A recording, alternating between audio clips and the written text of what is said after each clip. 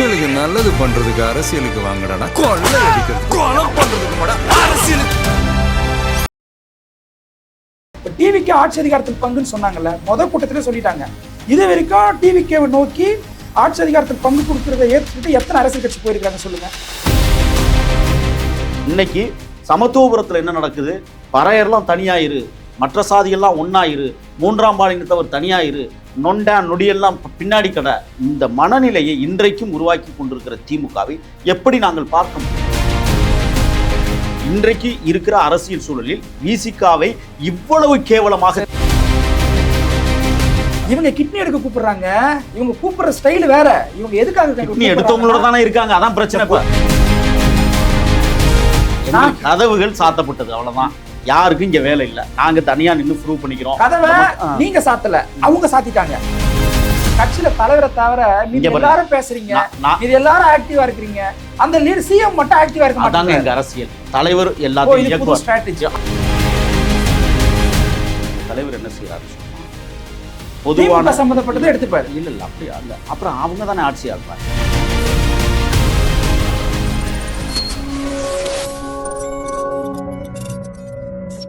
Colour கண்ணாடி voice நேயர்களுக்கு வணக்கம். இன்றைக்கி பார்த்தீங்கன்னா ஒரு டிபேட் ஷோ. அந்த டிபேட் ஷோவில் முதலாக வந்திருக்கிற முகில் தாவேகா செய்தி தொடர்பாளர், வணக்கம். இரண்டாவது மோசஸ், விடுதலை சிறுத்தை கட்சி, வணக்கம். வணக்கம் வணக்கம்.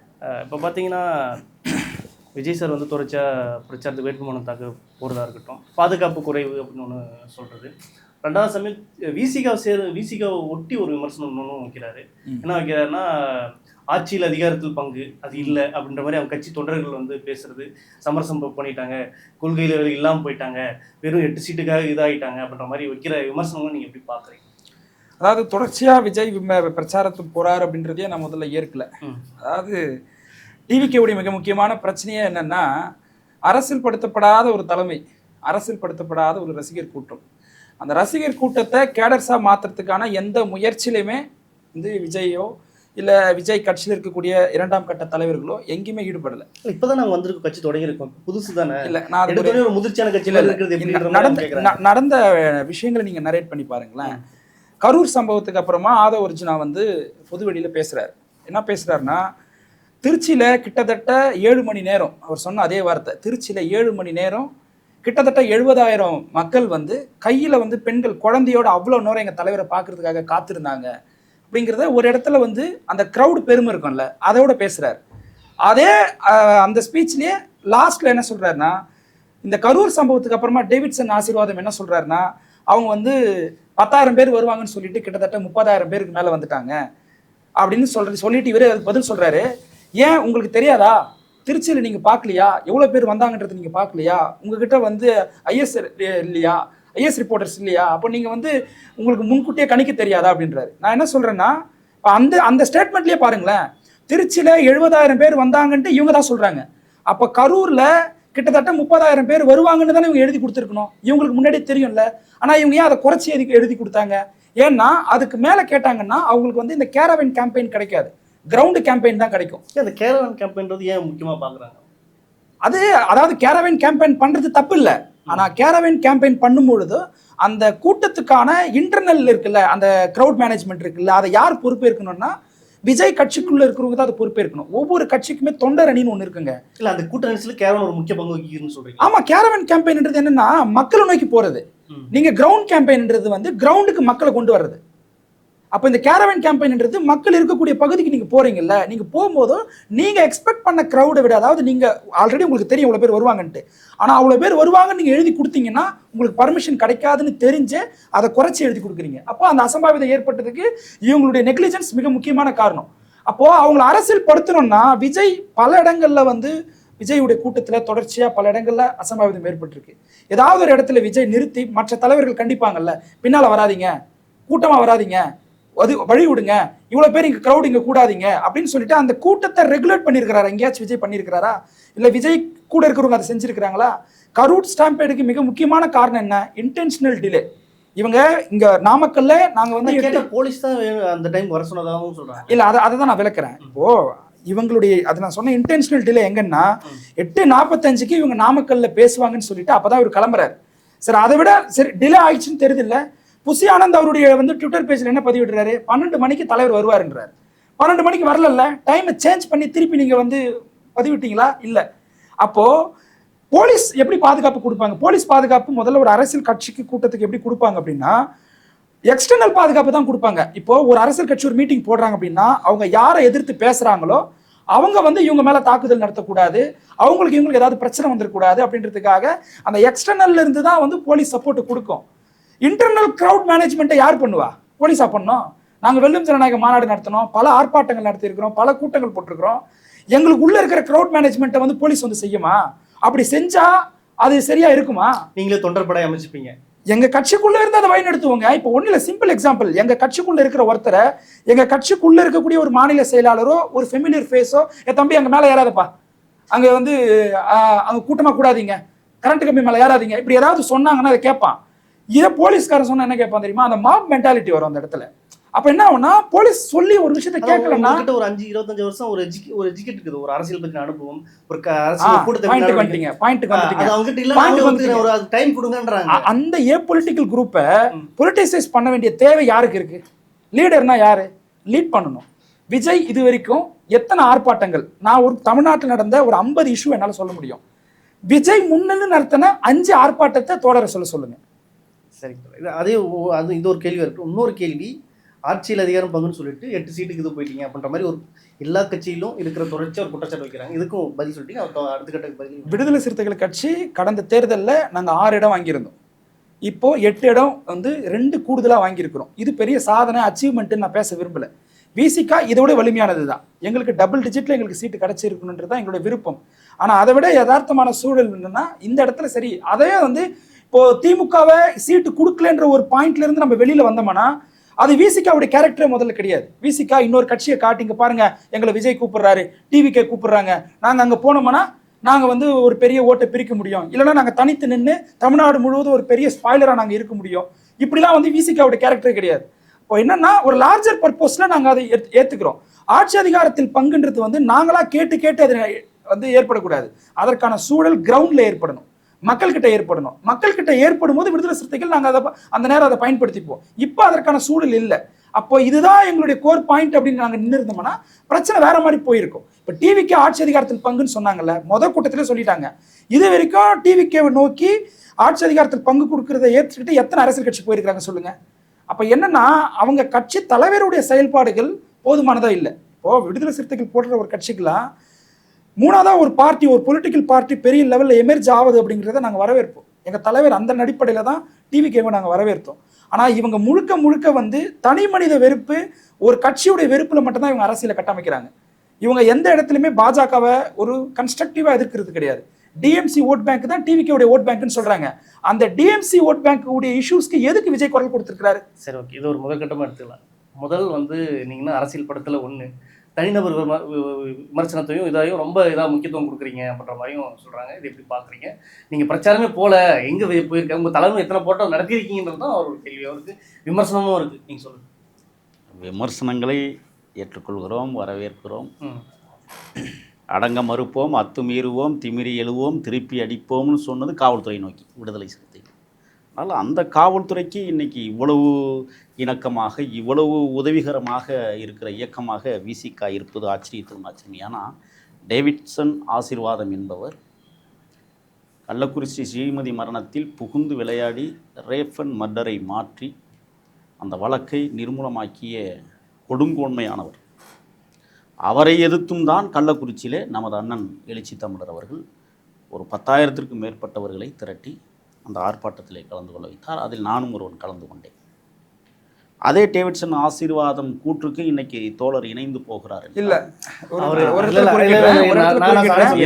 அவருக்கு வந்து குட்வில் சர்டிபிகேட் கொடுக்கல. அவர் சொல்றாரு அவர் என்ன சொல்றாருன்னா, ஒரே ஒரு பாயிண்ட் இதை மட்டும் உள்வாங்கிக்க. ஒரே ஒரு பாயிண்ட் தான் என்னன்னா, அவர் என்ன சொல்றாருன்னா, ஆதவர்ஜன் சொல்றாரு, அதாவது டேவிட்சன் தேவ் ஆசீர்வாதம் என்ன சொல்றாருன்னா, நீங்க வந்து 10,000 பேர் வருவீங்க தானே சொன்னீங்க, ஆனா 30,000 பேர் கூட்டிட்டீங்களே, ஏன் உங்களுக்கு தெரியாதான்னு கேட்கிறாரு. நான் என்ன கேட்கிறேன்னா, உங்களுக்கு தெரியும்ல, ஏன்னா உங்களுக்கு தெரியுன்றது நீங்க அதுக்கு முன்னாடி சொல்லிடுறீங்க. நீங்க இந்த இடத்துல தான் முரண்பாடு இருக்கு. என்னன்னா, உளவுத்துறை எதற்காக இருக்கிறது?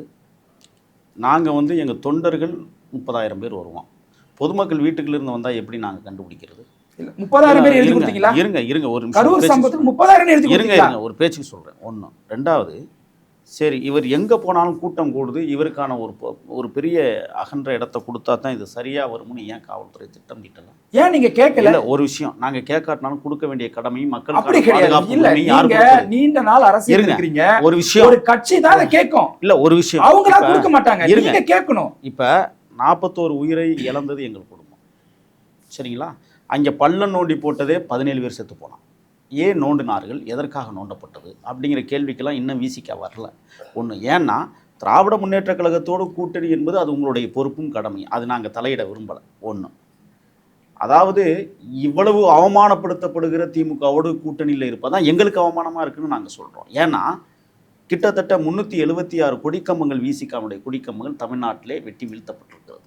இதற்காக விஜய் எப்பொழுது பேசுவார்? இருங்க 3000 விஜய் எப்பொழுது 3000 இல்லன்னு சொல்லுங்க, இருங்க என்ன பேச விடுங்க. 3000 பேசுறால கூட ஒரு அண்ணன் பேச மாட்டேங்கறானே. 3217 பதாகைகள் கிழிக்கப்பட்டிருக்கிறது. அதுல முக்கியமான பதாகை ஒன்று இருக்கு. KN நேருவுடன் இணைந்து எழுச்சி தமிழர்கள் இருந்த புகைப்படம் பொருத்திய பெரிய பதாகையை திருச்சியிலே கிழித்து இருந்தார்கள், சாணம் அடித்தார்கள். இவ்வளவு அவமானங்களை தாங்கி கொண்டு அண்ணன் இவ்வளவு பொறுமையாக ஒரு கட்சியை நடத்துது. நீங்க ஏன் அதுல அக்கறைப்படுறதுக்கு என்ன காரணம்? நாங்க ஜனநாயகபூர்வமா விமர்சனம் பண்றீங்களா? நமக்கு வரலன்றதுக்காக இல்ல, அது இல்ல 2 இயக்கமுமே அம்பேத்கர் கொள்கையை ஏற்றுக்கொண்டிருக்காரு. நீங்களும்? ஆமா. அம்பேத்கர் கவின்குமாருக்கு நீங்க எந்த குரலும் எழுப்பல? யாருக்கு? நீங்க கவின்குமாருக்கு ஏன் குரல்? நீங்க ஒரு விஷயம், அம்பேத்கர் ஏத்துக்கிட்டேன்னு சொல்றாருல, ஏன் அது நீங்க குரல் எழுப்பல? ஏன் கிருஷ்ணகிரியில ஒரு தகப்பன் தாயையும் மகனையும் விட்டுனதுக்கு குரல் கொடுக்கல? நீங்க கவினுக்கு பேசுகிற நீங்கள் கிருஷ்ணகிரியில 2 சம்பவம் நடந்திருக்கு ஒரே வீட்டுக்குள்ள, அதை ஏன் கேட்கல அப்படிங்கிற ஒரு கேள்வி நாங்கள் வைக்கிறோம். அதுக்கு ஒரு ஃபுல் ஸ்டாப் வேண்டும் என்று நாங்கள் நினைக்கிறோம். ஒரு முற்றுப்புள்ளி வேண்டும். அதுக்காகத்தான் உச்சநீதிமன்றத்தில் நாங்கள் வழக்கை தொடுத்தோம். ஆணவ படுகொலைக்கு உடனடியாக இது எழுச்சி தமிழர் எங்கள் அண்ணன் சொல்லி கொடுத்ததான் எங்களுக்கும், நாங்கள் அதைத்தான் பின்பற்றுறோம். அன்னைக்கு உச்சநீதிமன்றத்தில் ஒரு வழக்கை தொடுத்ததற்கு பிறகு 17 படுகொலைகள் நடந்திருக்கு இந்த இடத்துல. அப்ப இப்ப இந்த விஷயங்கள் இருங்க என்னை பேச, இந்த விஷயங்கள்ல கவினை மட்டுமே நீங்கள் குறிப்பிட்டு பேசுவதல்ல, ஒட்டுமொத்தமாக ஆணவ படுகொலையை தடுத்து நிறுத்தப்பட வேண்டும். இதுதான் எங்களுடைய நோக்கம். இப்போ கவினை பேசலை அப்படிங்கிறது மட்டும் இல்லை, கிருஷ்ணகிரியும் பேசியாக வேண்டும். அதுதான் நாங்கள் நினைக்கிற விருப்பம். பிறப்புக்கும் எல்லா உயிருக்கும் என்கிற தத்துவத்தை நாங்கள் அதனால தான் முன்னெடுத்து சொல்கிறோம். ஒன்று, என்னை பேச விட்டுருங்க. நீங்கள் கரூர் சம்பவங்களை மட்டுமே பேசுகிற நீங்கள் ஏன் அந்த மக்களுக்கு 41 பேர் உயிரிழந்திருக்கா, இதுக்கு பின்னணி காரணங்கள் யார்? நாங்கள் செந்தில் பாலாஜியை குற்றம் சாட்டிக்கிட்டு இருக்கோம். ஏன் விசிகா அந்த குற்றச்சாட்டை உள்வாங்கவில்லை? என்ன நிலை? நீங்களே வாங்கலண்ணே, ஏன் அப்படி சொல்றது தெரியுமா? பெயில் பெட்டிஷன் போட்டீங்கல்ல, அங்க போயிட்டு என்ன சொன்னீங்க தெரியுமா? நீங்க இதுல கன்ஸ்பிரசி இருக்குன்னு சொல்லல, இது ஆக்சிடென்ட்ல நடந்துச்சுன்னு சொன்னீங்க. நீங்க என்ன பண்ணிருக்கணும்னா, அப்போ பேபி போடும் போதோ இது கன்ஸ்பிரசி இருக்கு, இதுல சதி இருக்கு, இந்த சதி கோட்பாடு நீங்க நீதிமன்றத்துல சொல்லணும். ஆனா நீங்க ஏன் அதை சொல்லல? ரெண்டாவது, கவின் ஆணவ படுகொலைக்கு இவ்வளவு கவலைப்படுறீங்கல்ல, இப்ப கமிஷன் அமைச்சிருக்காங்க ஆணவர் கொலை ஏற்றுவதற்கு. கமிஷனால என்ன பிரயோஜனம்? நீங்க என்ன ரெக்கமெண்டேஷன் கொடுத்தீங்க? நாங்க அதை நல்லா தெரிஞ்சுக்கணும். இத நீங்க ஸ்டாலின் அவர்களை கேட்கணும். நீங்க என்ன கேக்குறீங்க? ஒரு கமிஷன் அமைச்சிருக்காங்க. ஏன் கமிஷன்? ஏன் கமிஷன்? ஒரு நிமிஷம், அதான் சொல்றேன். ஆணவ கொலை தடுப்பு சட்டத்திற்கு எப்படி எல்லாம் சரத்துக்கள் கொண்டு வரலாம், இதுல என்னெல்லாம் விஷயங்கள் கொண்டு வரலாம், இருங்க சரி, ஃப்ராட் வேலை கூட இருக்கட்டுங்க. நீங்க என்ன பண்ணிருக்கணும்? எத்தனையோ கமிஷன் ஆரம்பிச்சு தீர்வு இல்லாம நான் கேக்குறேன். சாதி ஒழிப்பிற்காக கையில கட்டுகிற கருப்பு கயிர்கள், இந்த கயிர்கள் ஏன் கட்டப்படுகிறது என்பதற்காகவே நீதியரசர் ஒரு குழுவை நியமித்தார். என்ன ஆனது? இல்ல என்ன ஆனது? சரி, என்ன ஆனதுன்றத நான் கேக்குறேன். அந்த கமிஷனுக்கு கம்யூனிஸ்ட் கட்சிகள், விடுதலை சிறுத்தைகள், நாங்க எல்லாரும் ஒரு ரெக்கமெண்டேஷன் கொடுக்குறோம். ஒரு ஸ்டேட் ஒரு இனிஷியேட்டிவ் எடுக்கிறாங்க. டிவிக்கு என்ன ரெக்கமெண்டேஷன் கொடுத்துருக்கீங்க? இன்னொரு விஷயம், நீங்க அனிதா பிரச்சனைக்கு விஜய் நேரா போனாரா? ஆமா. கவின் பிரச்சனைக்கு போக மாட்டேங்கிறாரு. ஏன் போல? இல்ல நீங்க நான் முடிச்சிடறேன், நீங்க சொல்ல பாருங்க சார். ஏன்னா அனிதாவுடைய இஷ்யூ காமன் இஷ்யூவா இந்த சமூகத்தால பார்க்கப்பட்டுச்சு. ஏன்னா நீட்ன்றது ஒரு காமன் இஷ்யூ. கவின் பிரச்சனைன்றது it is not a common issue. அதுக்குள்ள என்ன இஷ்யூ இருக்குன்னா கேஸ்ட் இருக்கு. அப்ப நான் தலித்தோட ஓட்டு எனக்கு வராது என்ற அச்சம் இவருக்கு இருக்கிறதுனாலதான் இவர் போல, இல்லைன்னா போயிருப்பாரு, குரல் கொடுத்திருப்பாரு. அதுக்காகத்தான் கவினை ஆணவ படுகொலை செய்த அந்த பையன் அவங்க அம்மாவை என்ன கைது பண்ணாம அதுக்கு சப்போர்ட்டிவா விசிகா இருக்கா? யாரு சப்போர்ட்டிவா இருந்தாங்க? என்ன கைது பண்ணல? விடுதலை சிறுத்தை கட்சி ஏன் கைது பண்ணல? அதுக்கு விசிகா என்ன செய்தது? கவினுடைய பேரண்ட்ஸ் கைது பண்ணிருக்காங்க. அந்த அவங்க அம்மாவை கைது பண்ணல. கைது பண்ணல. ஏன் கைது பண்ணல? நான் சொல்லிடுறேன். கவின் படுகொலைக்கு போராட்டம் நடத்தின விடுதலை சிறுத்தைகள் கட்சி சரியா போராட்டம் நடத்தல. கவின் படுகொலையில அவங்க போலீஸ் விசாரணையில ஏதோ சம்வாட் டிஸ்டன்ஸ்ல இருக்கக்கூடிய அவங்க அம்மா இருக்கிறாங்கல்ல, அவங்க குற்றவாளியா கூட இருக்கட்டும், அவங்க ஏன் கைது பண்ணலன்ற கேள்வி அண்ணன் முகிலன் கேட்கிறாரு.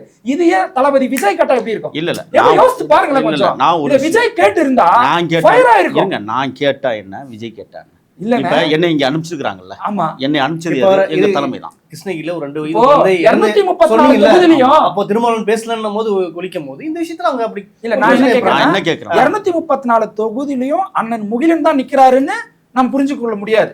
விஜய் தான் நிக்கிறாருன்னு விஜய் சொல்றாரு. அப்போ அந்த விஜய் தான் நான் கேட்பேன். நீங்க அவருடைய ஃபேஸ் தான், அந்த பார்ட்டியுடைய ஸ்போக்ஸ் பர்சன் தான், நம்ம பேசலாம், அது தனி.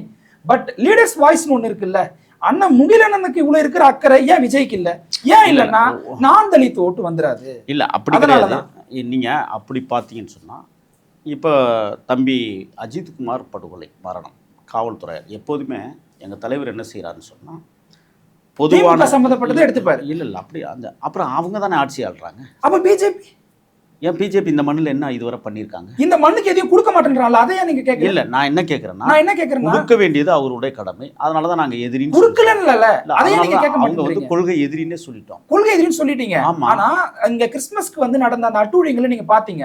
சங் பரிவார அமைப்புகள் பாஜகன்னு சொல்லாம நீங்க அதை எப்படி யாரோ ஒரே ஒரு ஏன் அப்படி சொல்றீங்க? இல்ல ஒரே ஒரு செய்தி, நீங்க தொடர்ந்து இந்த சங் பரிவார் கும்பல்கள் அப்படின்னு பேசியே உள்ள வந்து கொண்டு வந்ததை விசிகான்னு நான் குற்றம் சாட்டுறேன். அது எப்படி? ஆமா, ஏன்னா பாஜக என்ன வேலைன்னு சொல்லிட்டு உள்ள கொண்டு வந்து இருங்க நான் என்ன கேக்குறேன், உங்க கட்சியுடைய இருங்க முதலாக பாஜகவோட கூட்டணி சேர்ந்தது உண்டா? 2001 அதை விடுதலை சிறுத்தைகளும் ஆதரித்தது. அது தலைவர் ரிசைன் பண்ணாரு. இருங்க ஹச் ராஜா என்கிற மிக மோசமான ஒரு ஆர்எஸ்எஸ் கும்பலை கொண்டாந்து சட்டமன்ற உறுப்பினர் ஆக்கியதும் திமுக தான். இன்னைக்கும் கள்ள உறவு வைத்திருக்கிறதும் திமுக தான். எங்களுக்கு அது ஆதாரப்பூர்வமாக நாங்கள் இருங்க. அப்ப திமுகவை விட்டு விசிகா வெளியேறி ஒருவேளை அதிமுக பக்கம் போயிருந்தால் திமுகவுடைய சித்தாந்த என்னங்கிறது இந்த நாட்டு மக்களுக்கு நன்றாகவே தெரிஞ்சிருக்கும். ஏன்? கண்டிப்பாக அவங்க பிஜேபியோட தான் போயிருப்பாங்க. அப்போ அண்ணன் தான் இதை என்ன செய்கிறாரு, திமுக பக்கமே நின்றுக்கிட்டு பாஜகவை உள்ளே வர வச்சு வளர்த்தெடுக்கிறத, அதாவது மறைமுகமான ஒரு விஷயத்த அதிமுக வளர்க்குது, மிகப்பெரிய அளவில் வளர்க்குது. ஆனால் அதிமுக பக்கம் அண்ணன் சேர்ந்துருந்தா, எங்கள் பக்கம்னு நாங்கள் சொல்லலை, அதிமுக பக்கம் அண்ணன் போயிருந்தா இன்னைக்கு பிஜேபியினுடைய என்ன நிலைமையில இருந்திருப்பாங்கிறத நம்ம புரிஞ்சுக்கணும். 1.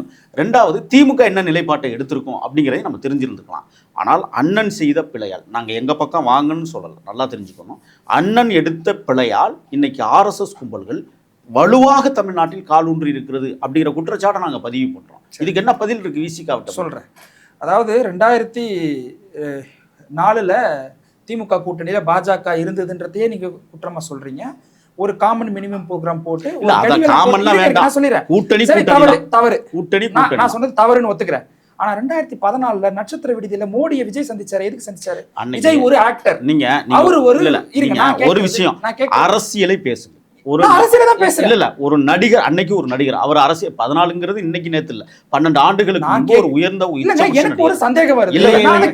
நான் என்ன கேக்குறேன்னா, அவர் அரசியலுக்கு வந்ததற்கு பிறகு என்ன நிலைப்பாடு, அதை பேசுங்க. நான் கேக்குறேன், அதை பேசுங்க.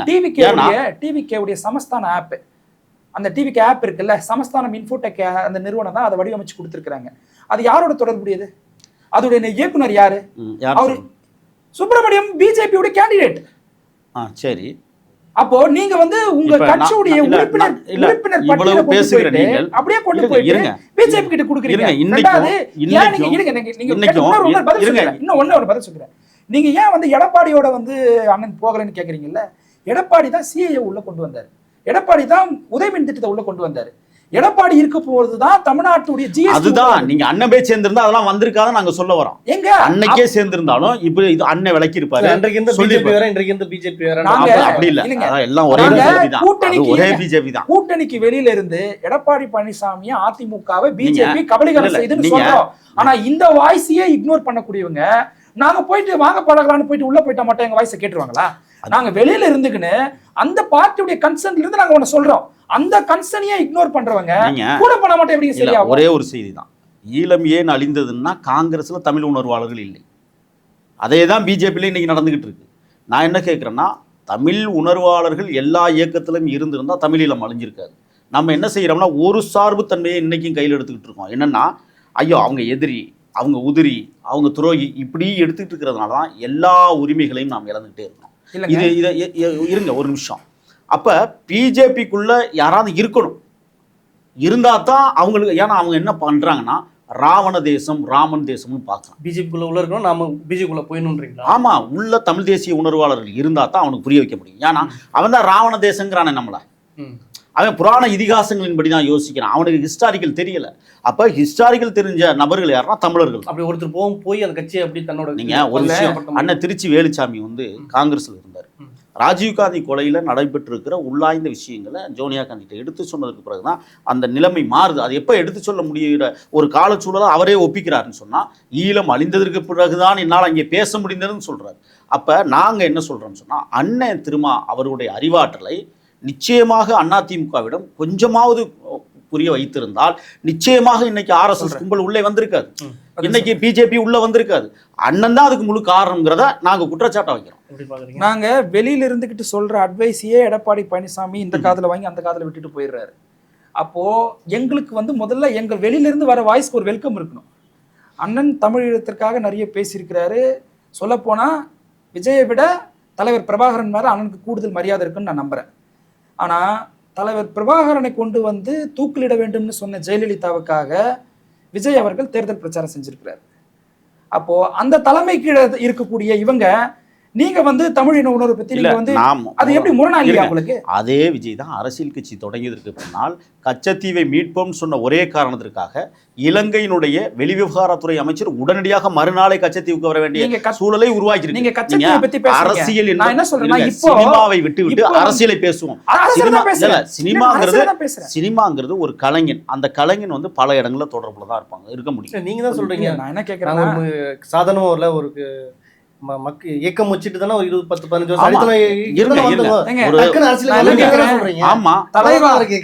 டைம் டு லீடுன்றத ஏன் விஜய் எடுத்தாரு?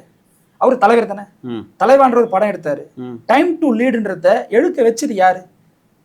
அப்ப எடுக்க வச்சவங்களுக்காக பேசினவர் வந்து எப்படிங்க ஒரு பெரிய மாற்றத்தை கொடுத்துருவாரு? நீங்க வந்து கச்சத்தீவை பத்தி பேசுறீங்க.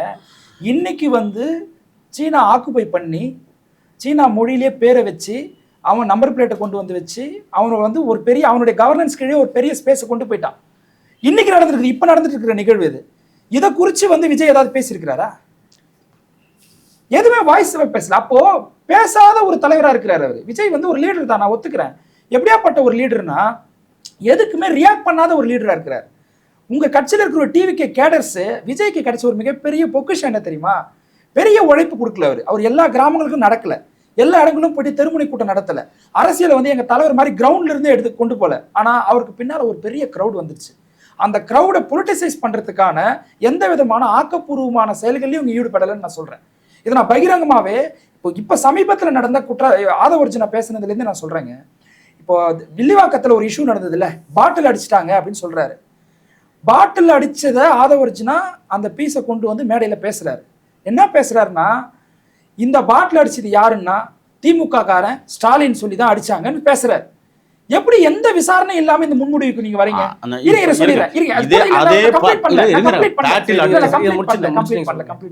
முடிவுக்கு வராரு. ரெண்டாவது, அவன் போலீஸ் விசாரணைக்கு அப்புறமா ஒரு ஸ்டேட்மெண்ட் அவன் போலீஸ் கிட்ட சொல்றான். என்ன சொல்றான்னா, நாங்க குடிச்சிட்டு சண்டை போட்டுக்கிட்டோம், அப்ப நான் அடிக்கும் போது போய் விழுந்துருச்சுன்றான். இது போலீஸ் விசாரணைக்கு அப்புறமா அவன் சொல்ற ஸ்டேட்மெண்ட் ஆதவர்ஜுனாவுக்கு எப்படிங்க இது ப்ராஃபஸியா வந்தது? தீர்க்க தரிசனமா எப்படி வந்தது? எப்படி மேடையில் அதை பேசினாரு? அப்ப அவனுடைய போன்ல, அவனுடைய இன்ஸ்டாகிராம் ஐடியில, ஃபேஸ்புக் ஐடியில விஜயுடைய ஆதரவாளராக இருக்கிறான். அப்போ நீங்க ஒரு கோப்படம் பார்க்குற மாதிரி இல்லையா அது உங்களுக்கு? இன்னைக்கு காலையில அந்த 2 பேர் மட்டும் இல்லை, இன்னொருத்தனோட சேர்த்து சேகர் பாபு போட்டோ எடுத்து வெளிவந்திருக்கிற செய்தி இன்னைக்கு வந்திருக்கு. அப்போ அதை எப்படி பார்க்குறது? ஒன்று. ரெண்டாவது, இந்த காவல்துறையுடைய புத்தி என்ன என்பதை ரொம்ப தெளிவாக தெரிஞ்ச காரணத்தினால தான் ஆதவர்ஜுனா அந்த வார்த்தையை விட்டார். என்ன செய்வாங்க? அடிச்சுக்கிறது மாதிரி காட்டி முடிப்பாங்க. ஏன்னா நம்ம நிறைய பார்த்துருக்குறோம். அதான் முதவே சொன்னேன், கள்ளக்குறிச்சி கனியாமூர் ஸ்ரீமதியினுடைய மரணம் ஒன்று போதும், அவள் 3வது மாடியிலிருந்து குதித்தாள் அப்படிங்கிறது காவல்துறையுடைய ஸ்டேட்மெண்ட். தற்கொலை செய்து கொண்டாள் என்பது ஸ்டேட்மெண்ட்டு. ஆனால் இதே காவல்துறை என்ன செஞ்சிச்சுன்னு சொன்னால், ஒரு பொம்மையை தூக்கி கொண்டே மேலே வச்சு அந்த பொம்மையை ஒரு மனித ஆற்றலால் பயன்படுத்தி கீழே தள்ளப்பட்டது. அப்போ மனித உயிர், மனித மனநிலை பொம்மைக்கு இருக்குமா? இதுதான் போலீஸ் புத்திங்கிறத தெளிவாக தெரிஞ்சு தான் இந்த ஒரு ட்ரெண்டிங்கை கண்டிப்பாக பண்ணுவாங்கன்னு அவர் சொன்னார். அதே நடந்துருச்சு. போலீஸ் அதை விமர்சனம் பண்ணல, ஏன் திமுகன்னு சொல்லுங்க? இல்ல காவல்துறை யார் கட்டுப்பாட்டில் இருக்கு, சேகர் பாபு யாருடைய கட்டுப்பாட்டில் இருக்கிறார்? சரிங்க. நான் கேட்கிறேன் இன்னொரு விஷயம், நான் என்னை பேச விட்டுருங்க. அண்ணன் இன்னைக்கு தேர்தல் ஆணையம் கட்டுப்பாடு இருங்க, என்ன கட்டுப்பாட்டில் இருக்கு? எல்லாம் வந்து திமுக அரசால் நியமிக்கப்பட்ட காவல்துறை அதிகாரிகள் இன்னைக்கு யாரும் மாத்திருக்காங்களா? சொல்லுங்க. ஏன் இத்தனை ஆண்டுகள் வந்து தேர்தல் நடக்கும்போதெல்லாம் அதிகாரிகளை மாற்றுவாங்களே, ஏன் மாற்றாமல் இருக்கிறாங்க? இதைத்தானே தாவேக்கா கேட்டுக்கிட்டு இருக்கு. ஒன்று நான் கேட்குறேன், கருப்பர் நகரத்தின் தங்கத் தலைவன், என்னை வளர்த்து ஆளாக்கிய பெருமகன் இந்த மண்ணிலே விட்டு வீழ்த்தப்பட்டிருக்கிறார். அதற்கு பின்னால் ஒளிந்திருக்கிற மர்மங்கள் சேகர் பாபுன்னு நாங்கள் தொடர்ந்து சொல்கிறோம். ரெண்டாவது, செல்வ பெருந்தகைக்கு நெருங்கிய தொடர்பு இருக்குன்னு சொல்கிறோம். ஆனால் இன்னைக்கு வர உண்மையான குற்றம் நான் கேட்குறேன். நான் தான் ரிலீஸ் பண்ணேன் அந்த ஆடியோவை, அந்த திருவேங்கடம் பேசின ஆடியோவை நான் ரிலீஸ் பண்ணேன். அதுக்குள்ள புதைந்திருக்கிற மர்மங்கள், ஏன் சிசிங் ராஜா படுகொலை, ஏன் திருவேங்கடம் படுகொலை, இன்னைக்கு வரை மூடி மறைத்திருக்கிற இந்த திமுக கும்பல்கள், அவர்கள் செய்கிற நாடகங்கள், எல்லா கொலையிலையும் நீங்கள் இந்த கொலை மட்டும் இல்லை, தெற்கே தீபக் பாண்டியனுடைய படுகொலை எடுத்துக்கிட்டீங்கனாலும் அங்கே ஒரு மிகப்பெரிய ஒரு விஷயம். நான் என்ன கேட்குறேன்னா, சேரிகள் சேரிகளாகவே இருக்கிறது, சேரிகளின் சுடுகாடுகள் கிழக்கேயும் தெற்கேயுமே கிடக்கிறது. ஆனால் இவர்கள் சமூக நீதி பேசுகிறார்கள். இன்னைக்கு சமத்துவபுரம் என்கிற பெயரில் கொள்ளையடித்து கிட்டத்தட்ட இதுவரை 65,12,000 கோடிகள் கொள்ளையடிக்கப்பட்டிருக்கிறதாக புள்ளி விவரங்கள் பேசுகிறது. இன்னைக்கு சமத்துவபுரத்தில் என்ன நடக்குது? பறையர்லாம் தனியாயிரு, மற்ற சாதியெல்லாம் ஒன்றாயிரு, மூன்றாம் பாலினத்தவர் தனியாயிரு, நொண்டான் நொடியெல்லாம் பின்னாடி கடை. இந்த மனநிலையை இன்றைக்கும் உருவாக்கி கொண்டிருக்கிற திமுகவை எப்படி நாங்கள் பார்க்க முடியும்? ஆக சமூக நீதி பேசிக்கொண்டு விடுதலை, நான் கேட்குறேன், விடுதலை சிறுத்தைகளுக்கு 6 தொகுதி தனி தொகுதி கொடுக்க வேண்டிய அவசியம் என்ன இருக்குது? இந்த கேள்வியெல்லாம் நாங்கள் வைக்கிறோம்ல. ஏன் பாதி பாதியாக கொடு, 4 தனி 4 பொது கொடுக்க வேண்டியதானே? ஏன் துப்பு இல்லை திமுகவிற்கு? ஏன் வக்கு இல்லை? ஏன் தகுதி இல்லை? அப்போ அந்த கட்சியை, அது ஒரு தாழ்த்தப்படுத்தப்பட்டவர்களின் கட்சி, அந்த தலைவன் ஒரு தாழ்த்தப்படுத்தப்பட்டவரின் தலைவன், இப்படித்தான் திமுக இன்னைக்கு வரை பார்த்து ஒரு நொய்யாண்டி சாக்கை இந்த மண்ணிலே விதைத்து கொண்டிருக்கிறது. நாங்கள் விடுதலை சிறுத்தைகளை பொது நீரோட்ட பாதையில் பார்க்குறோம். தாவேக்கா அப்படித்தான் பார்க்குது. இப்படி பார்க்குறீங்க. சமூக நீதினு பேசிட்டு தாழ்த்தப்பட்ட ஒடுக்கப்பட்ட மக்கள் திரும்ப பிரிவினை போய் சேரியாவே இருக்கிற மாதிரியும், சட்ட ஒழுங்கு பிரச்சனைகளை ஆம்ஸ்டாங்களுக்கு சரியாக நீதி கிடைக்கல, அதே சமயம் தென் மாவட்டங்கள் நடக்கிற தீபக் பாண்டியனுக்கு சரியாக நீதி கிடைக்கல, நீங்கள் இதுக்கு மௌனமாக இருக்கீங்க அப்படின்ற மாதிரி அவர் பதில் சொல்கிறார். நான் என்ன சொல்கிறேன்னா, விசிகா மேலே அதிமுக இருந்தால் கண்டிப்பாக கொடுத்துருப்பீங்களா? விசிகா மேலே இவ்வளோ அக்கறையோட பேசுகிறேன்னு திமுக உங்களை இப்படி நடத்துதுன்னு சொல்லக்கூடியன்னு நான் என்ன கேட்குறேன், தலைவர் திருமாவர்களுக்கு இருக்கக்கூடிய அந்த பொலிட்டிக்கல் எக்ஸ்பீரியன்ஸ்ன்றது வந்து கிட்டத்தட்ட 30 ஆண்டுகளுக்கு மேல இருக்கக்கூடிய ஒரு அதெல்லாம் நாங்க மாற்று கருத்தே இல்ல. நாங்க அதுல இன்னைக்கு சொல்றோம், என்னை உருவாக்கிய தலைவன், என்னை பேச வைத்திருக்கிறவன் திருமா, அதுல மாற்றமே இல்லை. ஆனால் இன்றைக்கு இருக்கிற அரசியல் சூழலில் விசிகாவை இவ்வளவு கேவலமாக திமுக நடத்துவது. நான் கேட்கிறேன், உங்களை உருவாக்கிய அண்ணன் திருமா, உங்களை பேச வைத்த அண்ணன் திருமா முதலமைச்சர் ஆகணுமா, இல்ல விஜய் முதலமைச்சர் ஆகணுமா, இல்ல எங்க தலைவர் டெபுட்டி சிஎம்மா, உங்க தலைவர் விஜய் வந்து சிஎம்மா? இது என்னங்க? அது மக்கள் முடிவு பண்ணுவாங்க. நீங்களும் நானும் முடிவு பண்ண முடியாது. நீங்க என்ன கூப்பிட்டீங்கன்னாங்களே, நீங்க வாங்க சிஎம் போஸ்டிங் கொடுக்குறான்னு கூப்பிடல, வாங்க டெப்டி சிஎம் எடுத்துங்கன்னு கூப்பிடுறீங்க. அது டெப்டி சிஎம் எடுத்து ஒரு ஜிஓ போஸ்ட், அது கான்ஸ்டிடியூஷனல் போஸ்ட் கிடையாது. இல்ல அப்ப போக தயார் தான் நீங்க. நான் என்ன கேக்குறேன், அவங்க கூப்பிட தயாரா? நான் கேக்குற கூப்பிட தயாரா? நான் கேக்குறது விஜயகாந்தே முதலமைச்சராக்குவதற்கு ஒன்று சேருவார்கள், ஆனால் விஜய் முதல்வராக்குவதற்கு சேரமா? இது என்ன லாஜிக்னு எனக்கு புரியல. இல்ல நான் கேக்குறேன், அவரு ஒரு நடிகர் தான், 10% விஜயகாந்த் 10% வாக்கு ப்ரூவ் பண்ணவர். சரி, நீங்க ப்ரூவ் பண்ணிட்டு வாங்க, அதுக்கு அப்புறம் பேசுவோம். நான் கேக்குறது, நாளைக்கு எங்க தலைவர் நாங்க இதை விட இன்னொன்னு சொல்றோம், நான் கேக்குறேன், நாங்க ப்ரூவ் பண்ணல, விசிகா எங்களோட சேர்ந்தால் ப்ரூஃபா இருக்குமே. இதை விட நாங்க முதல்ல தலைவர் நீங்க சிஎம் ஆக்கி இருக்கலாமே, இந்த தேசத்தை ஆண்டிருக்கலாமே, ஆட்சி அதிகாரத்துல பங்கலாம் நீங்க நாங்க உங்ககிட்ட கேக்குறோம். அப்படி நீங்க கேட்கலாம் இல்லையா? எங்க தலைவர் சிஎம் ஆகிறது தகுதி இல்லையா? நான் உங்களை கேக்குறேன். இல்ல அண்ணன் துணை முதலமைச்சர், அண்ணன் துணை முதலமைச்சர் எங்க தலைவர் ஒரு நாளும் சொல்லல. நான் உங்களை உருவாக்குனவர் திருமாவை நான் துணை முதல்வராக்குவேன்னு எந்த இடத்துலயும் எங்க தலைவர் சொல்லல. ஒரே ஒரு விஷயம், நிச்சயமாக அண்ணன் ஆதரவு கொடுத்திருந்தால் அண்ணனுடைய ஆட்சி நடந்திருக்கும். நாங்க அதைத்தான் விரும்புறோம். எங்க தலைவரால அண்ணனுடைய ஆலோசனைகள் இங்க ஆட்சி நடந்திருக்கும்.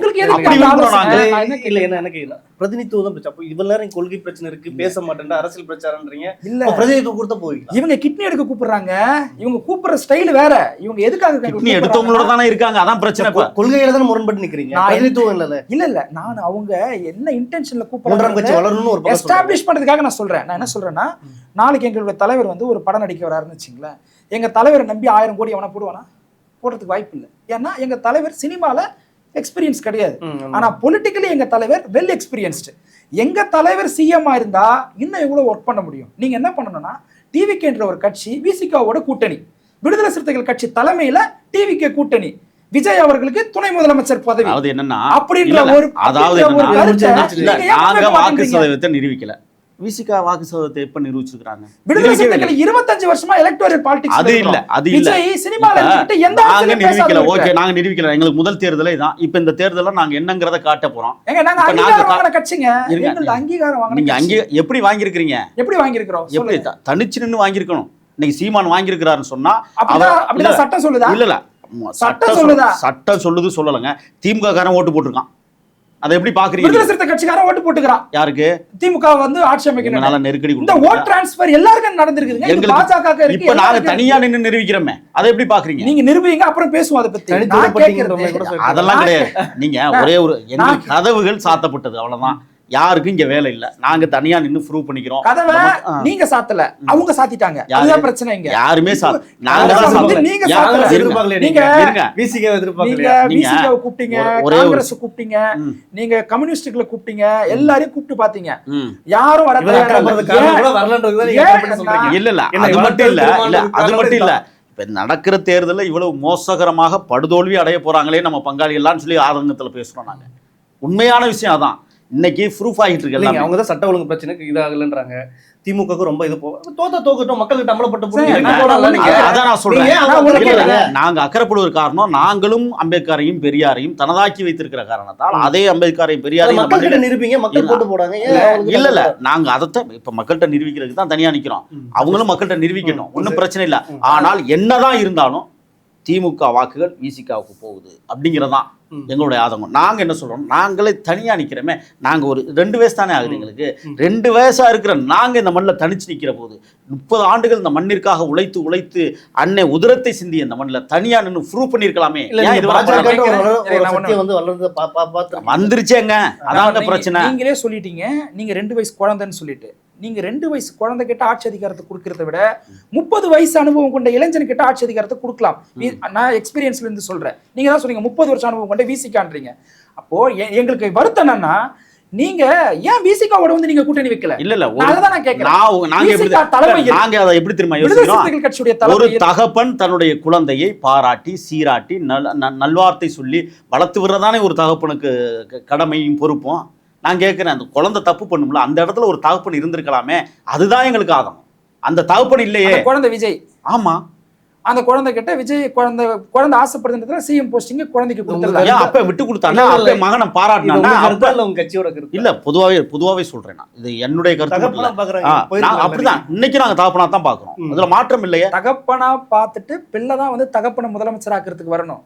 குழந்தை மைனருங்க, 2 வயசு நீங்களே சொல்லிட்டீங்க. நீங்க ஒரு அக்ரிமெண்ட் கூட போட முடியாது. குழந்தை தவறு பண்ணும், திருத்துவது யார்? தவறு பண்ற குழந்தை கிட்ட போயிட்டு சிஎம் போஸ்ட குடுக்கலாம்னு நீங்க சொல்றீங்க. அதான் வேடிக்கையா இருக்கு. அண்ணனுடைய மனநிலை என்ன தெரியுமா? நீங்க தான் பேசுறது. அண்ணனுடைய மனநிலை எங்களுக்கு தெரியும். அண்ணன் என்ன தெரியுமா? அண்ணன் தெரியுமா? இப்ப நான் ஒண்ணு கேட்கிறேன். ஆனா ஒருவேளை சொல்றேன். சரி, அண்ணன் வந்து ஒரு தகுதியான இடத்துக்கு நான் வரட்டும்னு இன்னைக்கு நாங்க ஆசைப்படுறோம். காட்டுமன்னார்குடியில அமோக வெற்றி பெறணும்னு நாங்க ஆசைப்படுறோம். ஏன்னா சட்டசபை அப்போ தான் நல்ல கலகலப்பாக இருக்கும். ஒரு விஷயம், எங்கள் தலைவர் முதல்வராக இருக்கிற போது நிச்சயமாக சொல்லுகிறேன், முதல் வாழ்த்தை எங்கள் அண்ணன் திரும்ப தான் கொடுப்பார். ஏன்னா அந்த தகுதியையும் அந்த அரசியலையும் அவர் தான் கற்றிருக்கிறார். எங்களுக்கு ஒரே ஒரு வழி என்னன்னா, விசிகாவை விமர்சிப்பது எங்களுடைய வழி அல்ல. விசிகாவை இவ்வளவு ஆட்டு வைக்கிற திமுக மேல எங்களுக்கு கோபம் இருக்கு. ஏன் இன்னும் விசிகா இந்த நிலைப்பாட்டிலே இருக்கிறார்கள் என்பதுதான் எங்களுடைய ஆதங்கம். விடுதலை சிறுத்தைகள் கட்சியை திமுக ஆட்டி வைக்குதுன்னு ஒரு 4 இன்சிடென்ட் சொல்லுங்க. அதான் நான் இவ்வளவு சொல்லிட்டேனே, எல்லாத்தையும் சொல்லிட்டேனே. சொல்லுங்க, ஒரு 4 சொல்லுங்க. இன்னைக்கும் சேரிகள் கிழக்கையும் தெற்கையும் தான் கிடக்கு. திமுக 1967க்கு அப்புறம் தான் இந்த பிரச்சனை வந்ததா? அதுக்கு முன்னாடி இந்த பிரச்சனை இல்லையா? அதிமுக ஆட்சி காலகட்டத்தில் இல்லையா? அதிமுக போய் ஓட்டு கேட்டாரு. ஒரே ஒரு விஷயம் தான், எங்களுக்கு அண்ணா திமுக போட்டி இல்லை, திமுக தான் எங்களுக்கு போட்டி. நாங்க தெளிவா இருக்கணும். அள்ளிச்சில்களை பற்றி பேசி எங்களுக்கு பலன் இல்லை. என்ன இந்த நாட்டில் இவ்வளவு கொடுமைகள் நடந்தது. இன்னைக்கு கோடி நான் என்ன கேட்கிறேன்னா, விசிகா கே நேருவை இதுவரை தண்டித்ததுண்டா? ஏன் தண்டிக்கல? ஏவா வேலுவை தண்டித்ததுண்டா? 16 கோடி பாலம் ஆத்துல அடிச்சுட்டு போனிச்சே கேட்டதுண்டா? ஏன் வந்து துரைமுருகன் இத்தனை லட்சம் கோடியை கொள்ளையடிச்சு கேட்டதுண்டா? நான் என்ன கேட்கிறேன், இன்னைக்கு விசிகாவை இந்த சாதிய கும்பல்கள், திமுகவில் இருக்கிற சாதிய கும்பல்கள், திமுகவில் இருக்கிற சாதியத்துறை அமைச்சர்கள், ரவுடித்துறை அமைச்சர்கள், பொறுக்கித்தனமான அமைச்சர்கள் இன்னைக்கு விசிகாவை இழிவாக நடத்துகிற இந்த பார்வை இருக்குல்ல, நேற்றைய தினம் என்ன நடந்தது? அந்த தொகுதியினுடைய செயலாளர் போய் மேல ஏறாரு. என் தகுதிக்கு நீ ஆளான்னு கேட்கிற ஒரு இக்கட்டான சூழ்நிலையை உருவாக்கி இருக்கிற திமுக இவ்வளவு இதுக்கு எதிராக ஒரு அறிக்கை விடுவாங்க. பேசுவார். நாங்க பேசுறோம்ல, நாங்க அனுதாபப்படுறோம்ல. எங்களுக்கு இதுதாங்க பிரச்சனையே. அந்த கட்சியில தலைவரை தவிர மீதி எல்லாரும் பேசுறீங்க, மீதி எல்லாரும் ஆக்டிவா இருக்கிறீங்க, அந்த லீடர் சிஎம் மட்டும் ஆக்டிவா இருக்க மாட்டாங்க. எங்க அரசியல் தலைவர் எல்லாத்தையும் இயக்குவார். ஆமா, தலைவர் அமைதியாக இருந்து எங்களை இயக்குவார். ஒரே ஒரு செய்தி, ராத்திரி கூட எங்களுக்கான மீட்டிங்ல எதை பேசணும், எப்படி பேசணும், எந்த மாதிரி கொண்டு போகணும்னு ஆலோசனை சொல்லுகிற இடத்துல எங்க தலைவர் சார். நாங்க அவ்வளவு ஆலோசனை பண்ணி தானே 234 வேட்பாளர் நீங்க தேர்வு செஞ்சிருக்கீங்க. ஆமா சரி, அந்த 234 வேட்பாளர்ல ஒரு வேட்பாளர் என்ன சொல்றாருன்னா, நான் சாதி வெறியன்டா, நான் சாதி வெறியன்.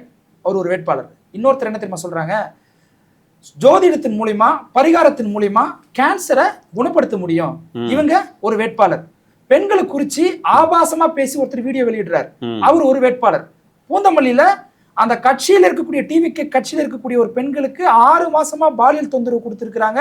இவங்க போயிட்டு கம்ப்ளைண்ட் கொடுத்திருக்காங்க. உங்க தலைவர் சொல்றாருல, ஒவ்வொரு வீட்லயும் ஒரு விஜய் இருக்கிறாங்க, ஒரு விஜய் இருக்கிறாங்கன்றாருல. உங்க கட்சியில் இருக்கக்கூடிய விஜயால அங்க இருக்கக்கூடிய விஜய்க்கு பிரச்சனை ஏற்பட்டிருக்கு. அந்த விஜய் போய் இந்த விஜய் கிட்ட சொல்றாங்க, இந்த விஜய் அந்த விஜய வேட்பாளரா அறிவிக்கிறார். திமுக பிரச்சனை இருக்குல்ல, சாதி வெறி அரசு. நீங்க மாற்று இல்ல, நீங்க தானே மாற்று. இருங்க நான் கேக்குறது நீங்க மாற்று தானே. திமுகவுல இருக்குங்க. நானும் அந்த மாதிரி எம்பி பதவி கொடுக்கல சார். பார்லிமெண்ட் எலெக்ஷன்ல அவருக்கு நீக்கிட்டாங்க. இந்த மாதிரி ஆட்கள். ஆனா இப்போ வந்து ஆர்எஸ்எஸ் கார ஒருத்தர் கொடுத்திருக்காங்க, அவர் நீடிக்கிறாரு. நீங்க தான் பாசிச எதிர்ப்புன்னு சொல்றீங்க. நான் என்ன சொல்றேன், ஆர்எஸ்எஸ் எதிர்ப்பு அத நாங்க எதிர்க்கிறீங்க. இத விட இதெல்லாம் விட்டுருங்க. 2.5 வயது குழந்தையை ஒரு திமுக காரன் கற்பழித்து கொன்றானா இல்லையா? நான் என்ன கேக்குறேன்னா, 65 வயசு ஒரு மூதாதையரை கற்பழித்து கொன்றானா இல்லையா திமுக காரன்? புதுக்கோட்டையில ஒரு இஸ்லாமிய சகோதரியுடைய வீட்டுக்குள்ள ஒரு டிவிகே காரன் உள்ள வந்து பாலியல் அத்துமீறல் ஈடுபட்டானா இல்லையா? இப்படி எல்லாரையும் 10 கேள்வி கேட்க முடியும். இப்படி டிவிகேவை கார்னர் பண்ணி என்னாலையும் 10 கேள்வி உங்க கட்சிக்குள்ள சொல்ல முடியும். பூந்தமல்லியில இவர் சொன்னார், எங்களுடைய வேட்பாளர் அவர் ஒரு தாழ்த்தப்படுத்தப்பட்ட சமூகத்தை சேர்ந்தவர். பூந்தமல்லி வேட்பாளர் திட்டமிட்டு ஆதிக்க சாதிகள் அவரை வந்து காழ்ப்புணர்ச்சியோடு செய்யக்கூடிய குற்றம் அக்யூஸ் பண்றது உங்க கட்சியில இருக்கிற பெண்மணி. இருங்க வெளியில இருந்து வரல. அதுதான் அந்த அம்மாவுக்கு பதவி கிடைக்கல. அந்த அம்மா என்ன யோசிக்குதுன்னா, ஒரு தாழ்த்தப்படுத்தப்பட்ட நம்மளுக்கு மேல உட்கார்ந்துட்டு அதிகாரம் செலுத்துவதா? இந்த மனோபாவம், இந்த மனநிலை இருக்குல்ல, அதுதான் இன்னைக்கு எங்களுடைய வேட்பாளர் இந்த இழிவு நிலைக்கு கொண்டு வந்து. ஆனா அதற்கு அவர் தண்ணீர் விளக்கம் கொடுத்திருக்கிறார். என்ன பிரச்சனைங்கிறத பேசி இந்த பிரச்சனை விஜய் விசாரிப்பாங்க. தேர்தல் காலத்துல எல்லாரும் ஸ்பீடா இருக்கிறதுனால இன்னைக்கு வர அந்த வேட்பாளரை தூக்கல. களத்துல அவர் தான் நிக்கிறார். இல்ல தீர்வு நோக்கி தான் பேசணும். இந்த பக்கமும் ஏன்னா தொண்டர்கள் இயல்பாவே பிற்போக்கான சமூகத்தில் தான் வர்றாங்க. அப்ப தவறு இழைக்குவாங்க. கட்சி எந்த மாதிரி ஆக்ஷன் எடுக்குது, அவங்க பண்பாட்டு என்ன மாத்துதுன்றதான் முக்கியத்துவமா இருக்கு. அப்படி திமுகவிலேயும் அந்த சிக்கல் இருக்கு, தாவேக்கால அந்த மாதிரி பிரச்சனைகள்லாம் இவரும் சொல்றாரு. தீர்வு என்னவா செய்வீங்க? அதுதான் எங்களுடைய இது. அவங்க என்னைக்குமே வந்து திமுக வெறுப்பு அப்படின்ற ஒரே ஒரு மைய புள்ளியில இருந்து மட்டும்தான் அவங்க ஒட்டுமொத்த அரசியலுமே கட்டமைக்கிறாங்க. அவங்க கட்சியுடைய தொண்டர்களை எங்கேயுமே அரசியல் படுத்தக்கூடிய எந்த விதமான ஆக்கப்பூர்வமான செயல்களிலுமே அந்த கட்சியும் ஈடுபடலை, அந்த தலைமையும் ஈடுபடலை. அதுக்கு மாறா என்ன பண்றாங்கன்னா என்கரேஜ் பண்றாங்க. வெறும் கன்ஸ்பிரசி தேரி தான். கரூர் இன்சிடென்ட்ல கூட நீங்க ஏங்க கவர்மெண்ட் ஹாஸ்பிட்டல்ல கொண்டு போயிட்டு சேர்த்தீங்க, அங்க பிரைவேட் ஹாஸ்பிட்டல் இருக்குல்ல, அங்க கொண்டு போய் சேர்க்கலாம் இல்லையான்னு ஆதவர்ஜுனா ஒரு குற்றச்சாட்டு வைக்கிறாரு. ஆனா வச்சாங்க. அது வந்து உண்மை கிடையாது. 67 பேர் அந்த இடத்துல இருக்கக்கூடிய அக்ஷயா அப்போலோன்ற பிரைவேட் ஹாஸ்பிட்டல்ல ட்ரீட்மெண்ட் எடுத்திருக்காங்க. கவர்மெண்ட் ஹாஸ்பிட்டல்ல கொண்டு போய் மட்டும்தான் சேர்த்தாங்கன்னு சொல்லிட்டு பொய்ய சொன்னார்ல. போதை டாஸ்மார்க் ஒழிக்கிறதுக்கு என்ன தீர்வு? ஆதவர்ஜுனா சொல்றாரு, தனியார் கிட்ட ஒப்படைங்க அப்படின்றாரு. ஏன் அரசு நடத்தணும், தனியார் கிட்ட ஒப்படைங்கன்றாரு. அப்போ இவங்க முழுக்க மக்களை கன்ஃபியூஸ் பண்ற, டைவர்ட் பண்ற இந்த அரசியல தான் கவனம் செலுத்துறாங்க. தொண்டர்களே அரசியல் இறுதியா சொல்லி முடிச்சிருங்க, நேரம் ஆயிடுச்சு. இறுதியா சொல்லி முடிச்சு எங்கள் தலைவருடைய இந்த தேர்தல் அறிக்கையில் கூட மது இல்லாத மாநிலமாக உருவாக்கும்னு அறிக்கை வந்துருச்சு. ஆதவர்ஜுனா அறிக்கையை விட்டுருங்க, எங்கள் தலைவர் இன்னைக்கு அறிக்கை கொடுத்துருக்காரு. ஒரு விஷயம். ரெண்டாவது, திமுக எங்களுக்கு எதிரி என்றால் எதிர்காலத்தில் விசிகாவுக்கு கடுமையான எதிரியை திமுக தான் என்பதை தேர்தல் முடிஞ்சதுக்கு பிறகு அவங்களே உணர்வாங்க. 2, 3வது, இந்த கூட்டணி 99 வருஷத்துக்கு ஒன்றும் குத்தகைக்கு எழுதி கொடுக்கல. தற்காலிகமான இது கொள்கை கூட்டணி இல்லை. திமுகவுக்கு கொள்கையே கிடையாது, அது வேற. விசிகாவிற்கு கொள்கை இருக்குன்னா அதை நான் ஒத்துக்குவேன். ஆக கொள்கை இல்லாத ஒரு கட்சியோடு தான் கொள்கை உள்ள ஒரு கட்சி கூட்டணி சேர்ந்திருக்கு. ஆக இவர்கள் விரைவில் திமுகவிடமிருந்து வெளியேறுவார்கள். அந்த நாளை நாங்கள் எதிர்பார்க்கிறோம். அப்படிப்பட்ட ஒரு சூழல் வருகிற போது நிச்சயமாக எங்கள் தலைவரும் என்னை வளர்த்தெடுத்த தலைவரும் ஒன்று சேருகிற காலத்தை நாங்கள் எதிர்பார்த்து காத்திருக்கிறோம். இதான் நான் கடைசியாக சொல்கிறேன். ஓகே மச்சான், நிறைய தகவலை பகிர்ந்துக்கிட்டேன். மற்றொரு பதிவு பண்ணுறேன். நன்றி.